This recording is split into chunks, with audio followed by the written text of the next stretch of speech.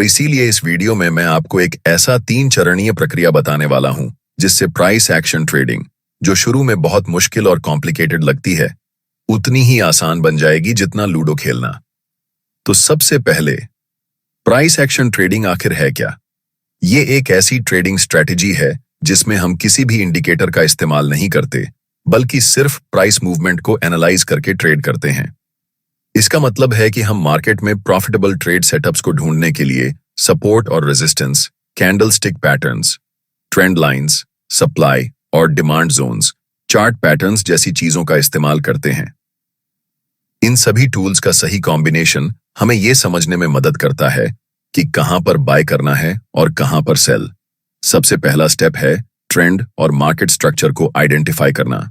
उदाहरण के लिए, अगर हम AUD USD चार्ट को देखें तो यहां प्राइस लगातार लोअर हाइज और लोअर लोज बना रहा है, जो ये दिखाता है कि मार्केट डाउन ट्रेंड में है।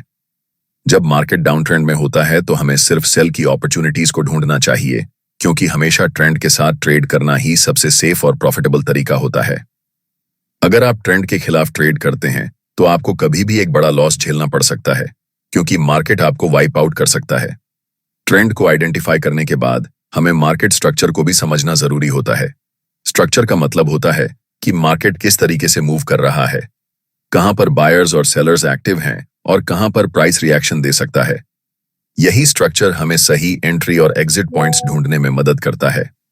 अब हम यहां एक की लेवल ड्रॉ कर सकते हैं, क्योंकि ये इस डाउन ट्रेंड का प्रीवियस लो है, और अगर हम चार्ट के लेफ्ट साइड को देखें तो ये एक स्ट्रॉन्ग सपोर्ट लेवल भी है। इस समय प्राइस ने इस छोटे सपोर्ट लेवल को तोड़ दिया है और वापस ऊपर आकर इस सपोर्ट लेवल को रीटेस्ट कर रहा है। यही हमें अपने अगले स्टेप तक ले जाता है। अब दूसरा स्टेप है प्रिपेयर और प्रेडिक्ट करना। इस समय हम देख सकते हैं कि प्राइस इस की सपोर्ट लेवल को रीटेस्ट कर रहा है, लेकिन अभी हम यहां एंट्री नहीं ले सकते, क्योंकि हमें यह नहीं पता कि प्राइस यहां से बाय की तरफ जाएगा या सेल की तरफ। इस स्थिति में प्राइस दो चीजें कर सकता है, या तो यह रीटेस्ट के बाद वापस नीचे गिरना शुरू कर देगा, या फिर यह रिवर्स होकर ऊपर जाना शुरू कर देगा। लेकिन इस केस में ज्यादा हाई प्रोबेबिलिटी किसकी है? जाहिर सी बात है कि प्राइस रीटेस्ट करने के बाद वापस नीचे जाएगा, क्योंकि मार्केट पहले से ही एक स्ट्रॉन्ग डाउन ट्रेंड में है। लेकिन इसका मतलब यह नहीं कि हमें तुरंत सेल करना चाहिए।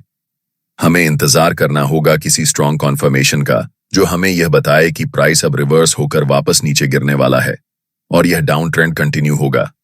यह कॉन्फर्मेशन किसी कैंडलस्टिक पैटर्न या चार्ट पैटर्न के रूप में मिल सकता है। इस समय हमें कोई ऐसा क्लियर साइन नहीं मिला है, इसलिए हमें वेट करना होगा।